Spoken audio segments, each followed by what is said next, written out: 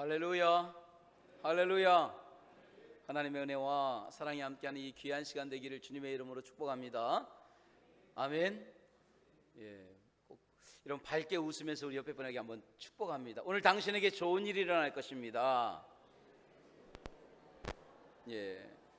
딱 그 모습, 지금 웃는 그 모습으로 은혜 받기를 간절히 소망합니다. 할렐루야. 이 말씀을 기억하라 라고 하는 말씀입니다. 여러분, 민수기는요, 말 그대로 사람의 수를 센다 해서 민수기예요. 민수기 1장과 민수기 26장에는 인구조사가 나옵니다. 두 번이 나오는데요, 60만 명, 어린아이까지 하면 200만 명이 넘지만 그 많은 사람을 셉니다. 그런데 두 번의 인구조사가 다른 것은요, 처음 1장에 나오는 인구조사는 애굽에서 나오자마자 한 2년 지나서 곧바로 센 겁니다. 그리고 26장에 또 나온 인구조사는 그 모든 사람들이 광야에서 죄로 인하여 죽고 그 후 세대가 태어나서 이제 가나안 땅에 막 들어가기 전에 인구를 조사한 거예요. 그러니까 민수기서는 처음과 마지막이 인구조사로 시작했다가 인구조사로 끝나는 책이에요. 그렇게 끝나도 전혀 어색하지도 않고 이상할 게 없어요. 그런가 보다 하고 넘어가면 돼요. 그런데 저는 성경을 보다가 좀 엉뚱하게도 이런 생각을 해봅니다. 아니, 1장에 인구조사를 하고 마지막에 모든 일이 다 끝나고 이제 얼마가 남았습니다, 인구조사를 하는 이때에 생뚱맞게 27장 이하에 28장, 29장, 30장에 제사에 대한, 지금으로 말하면 예배에 대한 이야기를 계속해서 또 쓰고 있더라는 거예요. 왜 이렇게 예배에 대한 이야기를 쓸까? 날마다 드리는 예배에 대해서, 안식일, 월사, 유월절, 장막절, 또 계속해서 예배를 이야기하고 있습니다. 하나님 앞에 어떻게 예배를 드려야 되고, 월삭은 어떻게 예배를 드려야 되고. 사실 여러분, 이런 그 예배, 제사에 대한 이야기는요, 한두 번 이야기한 게 아닙니다. 계속해서 이야기를 해왔어요. 광야에서도 하나님이 성막을 만들면서 너희는 여호와께 이렇게 예배하라, 유월절은 이렇게 지키고, 무교절은 이렇게 지키고, 장막절은 이렇게 지켜야 된다, 안식일은 이렇게 해야 된다, 또 예물을 드릴 때는 어떻게 드려야 된다. 여러분, 오늘 성경을 쭉 읽으면서 어때요? 4분의 1 신을 드릴 것이고 에바를 드릴 것이고. 어쩌면 여러분들 쪽에 성경을 읽다가 그럴까? 또 이야기야. 또 이야기야. 그리고 아침과 저녁으로 드릴 것이고 상번제는 이렇게 드릴 것이고, 이미 귀를 닫고 눈을 막은 분들이 있을지도 몰라요. 가장 재미없는 이야기야. 우리 그렇게 생각할 수 있다라는 거예요. 이건 항상 백성들이 지금까지 들어온 이야기입니다. 조금 더 보태면은 귀에 딱지가 앉을 정도로 하나님이 말씀했던 내용이 오늘 이 예배에 대한 이야기입니다. 어쩌면 백성들은 그럴 거예요. 또 그 말씀이에요. 좀 어지간히 했으면 좋겠어요. 하나님, 우리가 알아서 할게요. 여러분, 우리 아이들한테 그러죠. 아이들 교회 다닐 때, 어렸을 때는 부모가 가라고 하니까 가나보다 하죠. 근데 중학교 정도 되면 어때요? 이미 머리가 깨이기 시작하고 판단합니다. 너 예배 이렇게 드려야 돼, 하나님 이렇게 섬겨야 돼, 너 교회 생활 이렇게 해야 돼. 그러면 아이들이 어때요? 어느 날 공손히 와가지고 두 손 모으고 눈물 흘리면서, 어머니, 제가 잘 몰랐는데 그 말씀 따라 깨달았어요. 어머니, 제가 깊이 깨달았습니다 하는 아이들이 있으면 아멘 하시기 바랍니다. 거의 없다는 거죠. 우리 아이들 거의 그러지 않아요. 공손하게 와가지고 깨닫고 눈물 흘리면서 제가 몰랐는데 알려주셔서 감사합니다 하잖아요. 어지간히 하세요. 그래요. 또 더 나가서 뭐라 합니까? 1절만 하세요. 그래요. 내가 알아서 할게요. 내가 알아서 한다고요. 이게 뭐예요? 계속해서 들어온 거예요.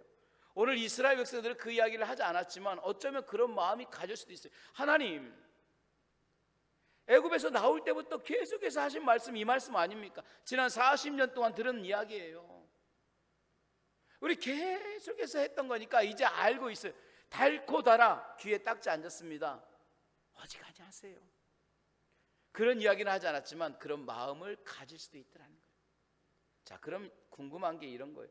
왜 하나님은 이스라엘 백성들이, 또 사람들이 이 이야기에 대해서 많이 들었음에도 불구하고 계속해서 말씀하느냐라는 거예요. 심지어 아직 광야입니다. 가나안 땅에 들어가지도 않았어요. 근데 가나안 땅에 들어가지도 않았는데 가나안 땅에 들어가서 이렇게 해야 돼. 왜 하나님이 미리 말씀하시느냐. 어떤 일이 이루어지지도 않았어요. 너 그 일 끝나면 이거 이렇게 해야 돼. 계속해서 이야기하시는 이유가 뭘까 하는 거예요. 왜 하나님이 이렇게 말씀하실까? 전 두 가지를 생각해 봤습니다. 오늘 이 두 가지 중에 첫 번째는 뭐냐? 이런 겁니다. 귀에 딱지가 앉을 정도로 하신 말씀, 아직 가나안 땅에 들어가지도 않았는데 미리부터 챙기시는 말씀의 이유는 이런 겁니다. 네가 어디를 가든지 무엇을 하든지 어느 곳에 있든지 신앙이 우선이 되고 예배가 우선이 돼야 된다라는 거예요. 아멘. 이거 말씀하는 거예요. 예배 우선주의로 살고 하나님 우선주의로 살으라는 거예요. 그게 복받는 비결이라는 거예요. 여러분, 이 말씀이요, 그냥 우리가 듣는 이야기이지만 굉장히 중요한 얘기입니다. 왜 그러느냐? 우리가 영적 싸움 하는데 여러분, 영적 싸움이 뭔지 아십니까? 눈앞에 악한 마귀가 보이고 막 싸워가지고 물리치고 이게 아니에요. 여러분, 영적 싸움은요, 오늘 내 안에서 이루어진다겠습니다.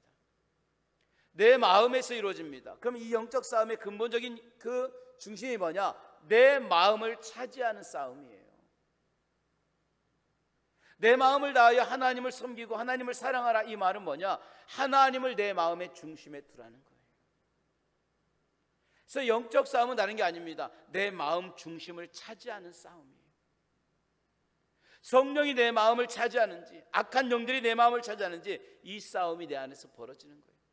그래서 성령이 내 마음을 붙들기 시작하면 우린 성령의 사람이 되는 줄로 믿습니다. 근데 악한 영이 붙들면은요, 하나님은 차선으로 되는 거예요. 하나님은 3선 4선으로 물러납니다. 내 마음의 가장자리로 계속해서 물러날 수밖에 없는 거예요. 그래서 일이 먼저고, 돈 버는 게 먼저고, 가족이 먼저고, 세상이 먼저고, 관계가 먼저고, 점점 그것이 먼저가 되고, 하나님은 그럴수록 점점 내 마음의 가장자리 끝으로 물러나는 이 싸움이 영적 싸움이에요. 그렇게 물러나는 싸움을 하나님을 가장 내 마음의 중심으로 모셔다 놓는 것, 이게 신앙의 영적 싸움이라는 거예요. 왜 이 말씀을 하느냐? 하나님이 내 중심이 되게 하라는 거예요. 사랑하는 종들아, 너가 가나안 땅에 들어가서 언제나 하나님이 내 중심이 되고 내 삶의 우선이 되게 하라는 거예요. 하나님이 차선이 아니라는 거예요. 여러분, 오늘 이스라엘 백성들은요, 가나안에 들어가기 위하여 여기까지 왔어요. 그리고 40년을 버텼습니다. 이제 저들은 꿈을 꿉니다. 가나안에 들어가면 모든 것이 끝나 그래. 고생 끝 행복 시작이야 그래. 정말 그럴까요? 여러분, 가나안은요, 고생 끝 행복 시작이 아닙니다. 가나안에 들어가면 모든 것이 이제 다 끝날 거라고 생각하지만 절대 그렇지 않다라는 거예요. 오히려 광야보다 더 위험한 곳이 가나안이라는 사실입니다. 광야보다 더 험한 곳이 가나안입니다. 그래서 모세는 계속해서 말하는 거예요. 하나님을 잊지 마라. 하나님을 잊지 마라. 민수기가 백성의 수를 세고 계수하는 내용이라면, 그래서 민수기가 광야의 훈련 일지라고 한다면, 그 다음에 나오는 신명기는요, 신의 명령, 이 말씀인 뜻이지만 신명기의 핵심은 뭐냐? 유언입니다. 유언. 그 유언이 뭐냐? 모세의 유언이에요. 약속의 땅에 들어가지 못하는 모세가 이스라엘을 향해서 마지막 힘을 다해서 토해내는 것이 신명기예요. 그 유언은 다른 게 아닙니다. 경고의 메시지예요. 한 가지입니다. 하나님을 잊지 마라는 거예요. 너 가나안에 들어가도 하나님을 잊지 마. 그래서 신명기 8장 12절로 14절에 이렇게 기록하고 있는 거예요.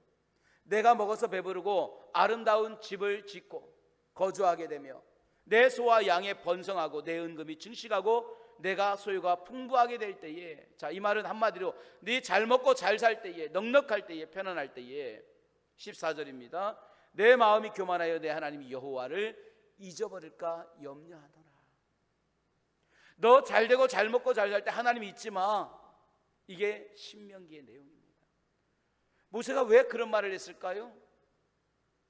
그는 광야를 알고 가나안을 알기 때문에 그래요. 그리고 광야보다 더 위험한 곳이 가나안이라는 사실을 알았어요. 여러분, 광야는요, 아무것도 없어요. 여러분 가보시면 알겠지만 광야는 하늘의 별하고 바닥에 모래밖에 없어요. 거기에는 눈 돌릴 만한 유혹할 만한 것도 없습니다. 아무것도 없습니다. 낮에는 덥고 밤에는 깜깜한 거 그거밖에 없는 거예요. 반면에 가나안은 뭐냐? 모든 게 다 있는 것이에요. 밤 12시가 돼도 휘황찬란하고요, 불빛이 꺼지지 않고요, 우리 자녀들을 유혹할 것들이 너무 많은 거예요. 우리 삶을 유혹하고 계속해서 그 문화로 끌어들일 것이 너무 많아서 시간이 없어서 즐기지 못하는 것이 가나안의 문화라는 거예요. 광야는 아무것도 없다 보니까 별과 모래밖에 없습니다. 그러다 보니까 누구만 의지하느냐? 하나님만 의지하는 거예요. 그래서 광야는 한 가지입니다. 일상이 기적이고 기적이 일상인 거예요. 내 일상이 날마다 기적의 삶입니다. 내가 오늘 사는 것도 기적이고 먹는 것도 기적이고 숨 쉬는 것도 기적이고, 할렐루야. 그런 기적이 날마다 일상이 되는 것이 광야예요. 40년간 끊임없이 만나 하나님이 허락하여 주셨고, 구름기둥 불기둥으로 지켜보존하셨고요. 그래서 광야를 이야기할 때는 한 가지입니다. 의복이 해지지 않고 신발이 떨어지지 않았다. 그 많고 많은 것 중에 이 말씀을 하는 이유는 한 가지입니다. 하나님이 섬세하게 나를 돌봤다라는 거예요.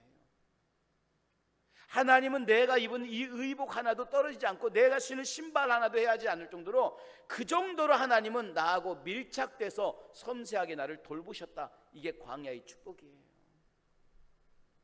근데 가나안은요, 만나가 그치는 곳입니다. 구름기둥 불기둥이 필요 없는 곳입니다. 더 이상 40년간 내렸던 만나가 내리지 않는 그곳이 가나안입니다. 기적도 보이지 않아요. 그렇다고 기적이 일어나지 않는 거 아니에요. 그렇다고 하나님이 나하고 떨어진 게 아니에요. 근데 왜 기적이 일어나지 않느냐? 내 삶이 너무나도 바쁘기 때문에, 내 삶이 너무나도 세상에 집중되었기 때문에, 광야에서 오직 하나님만 바라보던 삶이 아니라 주변에 바라볼 것이 너무 많고 가야 할 것이 너무 많다 보니까 하나님의 기적이 내 삶을 통해서 나타나지 않게 되더라는 거예요. 하나님의 말씀이 유혹된 가나안에서 들리지 않게 되더라는 거예요. 그들은 가나안에 들어갔지만 가나안에서 실패했어요. 여러분, 참 재밌는 거는요, 가나안에 들어가려고 40년 동안 광야에서 헤맸습니다. 그 고생 다 하고 가나안에 들어갔어요. 들어가는 것까지는 성공했지만 가나안에서 사는 게 실패합니다. 그러니까 가나안에서 쫓겨나게 된 거예요. 왜 그렇게 쫓겨났느냐? 신앙 우선주의가 되지 않다 보니까. 하나님이 2순위 3순위로 자꾸 그 삶에서 밀려나다 보니까 결국 하나님을 잊게 된 거예요. 오늘 모세는 그걸 알았어요. 그리고 미리 알았어요. 그래서 들어가기 전에 말합니다. 어디를 가든지 무엇을 하든지 하나님 우선으로 살아가라. 여러분의 자녀에게, 남편에게, 아내에게, 우리 가족에게 언제나 어디에 있든지 하나님 말씀 중심으로 살 수 있는 귀한 축복이 있기를 주님의 이름으로 축원합니다. 할렐루야. 다윗이 솔로몬에게 말한 게 그겁니다. 아들아, 이 나라를 부강하게 하려고 하지 마라. 경제를 안정되게 하려고 하지 마라. 더 많은 군사를 가지려고 하지 마라. 그럼 아버지, 내가 어떻게 해야 됩니까? 단 한 가지다. 하나님의 나라를 세워라. 하나님 나라만 세우면 이 모든 것이 하나님이 더하게 하신다라는 거예요. 그리고 솔로몬은 그 말씀에 따라 하나님의 나라를 세워가려고 할 때 하나님이 축복을 주시더라는 거예요. 제가 요즘 우리가 여호수아서를 새벽에 강의합니다. 근데 많이 은혜가 돼요. 어쩌면 제가 가장 은혜를 받습니다. 여호수아를 보면은요, 그 여호수아와 이스라엘 백성들이 가나안에서 특별히 여리고를 점령하고 아이성으로 나가는 과정을 봅니다. 그런데 놀라운 거는요, 그 큰 여리고성은 점령했는데 아이성에서는 실패했어요. 물론 실패한 이유가 우리가 성경에 나와 있는 아간의 범죄 때문에 실패할 수도 있지만 또 한 가지 이유가 있습니다. 그 이유는 뭐냐? 이제 아이성을 정탐하고 온 사람들이 여호수아에게 말하기를, 저 큰 여리고성은 우리가 다 올라가서 싸웠지만 이 아이성은 비교해보니까 너무 작습니다. 다 올라가지 마시고 2-3천 명만 보내도 충분합니다. 그리고 여호수아는 그 말을 듣고 2-3천 명만 보내서 아이성을 점령하게 합니다. 그런데 결국 거기서 다 무너지고 패배하고 쫓겨나게 돼요. 저는 이 말씀을 가만히 보면서요, 딱 이 한 절에 주목했습니다. 신명기 7장 3절에 이런 말씀을 합니다. 여호수아에게로 돌아와 그에게 이르되 백성을 다 올라가게 하지 말고. 저는 이 말씀, 다 올라가게 하지 말고, 이게 실패의 이유예요. 여러분, 왜 이게 실패의 이유냐 생각해 보세요. 여리고를 점령할 때는 다 올라갔습니다. 목숨 걸고 올라갔습니다. 어린 아이까지 다 따라갔습니다. 그리고 그 말씀에 순종하고 간절한 마음으로 갔습니다. 그렇게 다 올라갈 때 하나님이 축복을 하셨어요. 그런데 이기고 나니까 여유가 생겨요. 이기고 나니까 이제 다 올라갈 필요가 없다라는 판단도 하기 시작합니다. 그러면서 뭐라고 하느냐, 다 올라가지 말자 그래요. 여리고성에 올라갈 때는 어떻습니까? 주님밖에 없습니다. 우리를 도우실 분은 하나님밖에 없습니다라는 간절한 심정이었어요. 애절한 심정이에요. 여러분, 교회에 올라올 때 어떻습니까? 나는 하나님밖에 없습니다라고 우리는 기도하는 심정으로 올라옵니다. 부도 위기 앞에서, 가정의 위기 앞에서, 자녀의 문제를 놓고, 남편의 문제를 놓고, 시댁의 문제를 놓고, 건강과 재정의 문제를 놓고 정말 힘들고 어려울 때는 여러분 어떻습니까? 다 올라가는 거예요. 시간마다 올라옵니다. 예배 때마다 올라옵니다. 새벽에 올라옵니다. 수요일날 올라옵니다. 주일에 올라와서 눈물로 기도합니다. 주여, 나는 주님밖에 없습니다. 살든지 죽든지 주님 뜻대로 하시옵소서 하면서 목숨을 걸고 우리는 다 올라와요. 그리고 하나님 앞에 엎드리고 눈물로 간절하게 기도합니다. 놀라운 것은 그렇게 올라올 때 하나님은 이기게 하시더라는 거예요. 그렇게 올라올 때 하나님은 응답하시는 줄로 믿습니다. 그렇게 올라올 때 하나님은 해결하시는 분인 줄로 믿습니다. 그래서 문제가 해결돼요. 그렇게 다 마음을 쏟아 올라와서 눈물로 기도할 때 삶의 문제, 자녀의 문제, 경제의 문제, 건강의 문제, 남편의 문제, 모든 사업의 문제가 하나님 은혜 가운데 다 해결됩니다. 얼마나 감사해요. 자, 그러면 더 열심히 해야 되잖아요. 주신 이도 하나님입니다. 감사합니다. 주님밖에 없습니다. 그렇게 하면 참 좋은데 어떻게 하느냐? 이제 마음에 여유가 생겨요. 야, 사업도 잘 되고 사람도 만나야 되고 이제 여유도 생기고 세상도 즐겨야 되고, 그러면서 우리 마음에 어떤 마음이 생각하느냐? 다 올라가지 말자 그래. 이전에 어렵고 힘들 때는 다 올라가자. 살든지 죽든지 주님밖에 없습니다. 살리시든 죽이시든 뜻대로 하시라고 그 앞에 엎드리더니 이젠 삶의 여유가 생기니까 다 올라갈 것은 아니다 그래. 그래놓고 어떡합니까? 수요일은 올라가지 말고, 새벽에는 안 올라가도 되잖아 그래. 주일만 올라가면 되잖아 그래. 신앙이 점점 하나님으로부터 멀어지기 시작합니다. 내 삶의 여유를 부리기 시작합니다. 주일은 가되 수요일은 올라가지 말자. 금요일에는 가되 우리 새벽 예배는 올라가지 말자 그래요. 영적 생활이 우선이고 하나님의 삶이 우선이던 그 삶이 하나님이 점점 가장자리로 밀려나기 시작하는 거예요. 점점 우리의 신앙이 2순위, 3순위 차선으로 밀려나기 시작하는 거예요. 간절했던 마음이 이제는 풀어지기 시작하는 거예요. 사랑하는 주의 종들이요, 어떤 자리에 있든 어느 순간이든지 어떤 문제가 있든지 어떤 시간이든지 저는 여러분의 삶에 신앙이 우선이고 하나님이 우선이 되기를 주님의 이름으로 축원합니다. 하나님이 차선이 되지 않기를 원합니다. 밀려나지 않기를 원합니다. 그러기 위해서 오늘 하나님은 예배에 대한 이야기를 하는 거예요. 예배 생활 잘해. 민수기 다 끝나면서도 이 말씀을 하는 거예요. 신앙 똑바로 지켜야 돼. 정신 바짝 차려. 그래야 승리할 수 있는 거예요. 마지막으로 그렇게 말씀하신 이유는 첫 번째로 방금 말했던 것처럼 신앙 우선으로 살아. 또 한 가지는 뭐냐? 몸에 배이게 하라는 거예요.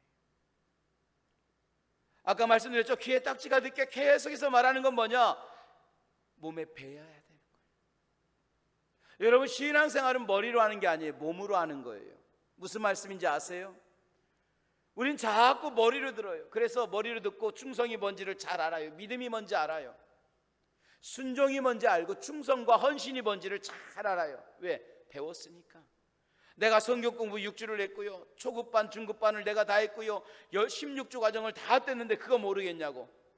몰라서 안 하는 게 아니에요. 몸에 배이지 않아서 못하는 거예요.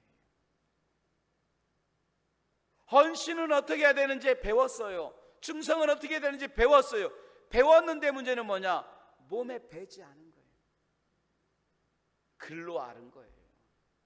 책으로 아는 거예요. 우리 어르신들은 어때요? 몸으로 배운 거예요. 교회사랑 옛날에 어르신들 보면은요, 저는 지금도 기억납니다. 교회 하나를 지려고요, 저희 시골에서 보면은 그 모래를 갖다가 이렇게 밖에 쓰라고 하죠. 양은 냄비 그런 거예요. 다 그 바닷 모래를 갖다 놓고, 모래가 없으니까 그 달 돈도 아까워가지고 그걸 물로 다 따라요.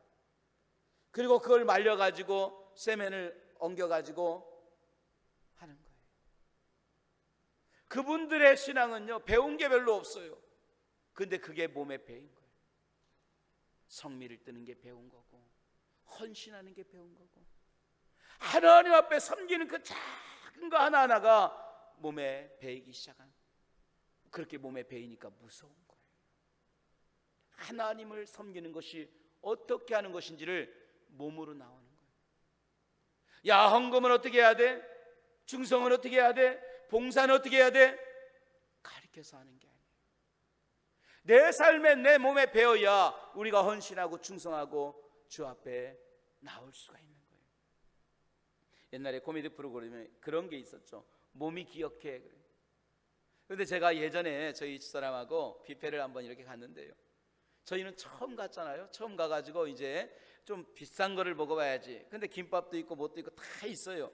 탕수육도 있고. 근데 그거는 가끔 먹을 수 있는 거잖아요. 그러니까 저희는 그냥 패스했습니다.